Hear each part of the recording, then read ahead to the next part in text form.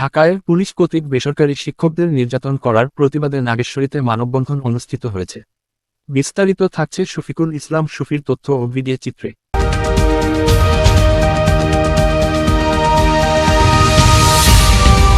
কুড়িগ্রামে নাগেশ্বরীতে উপজেলা বেসরকারি সহকারী শিক্ষক সমিতির উদ্যোগে ২৭শে ফেব্রুয়ারি শিক্ষকদের উপর পুলিশি হামলার প্রতিবাদে মানববন্ধন হয়েছে।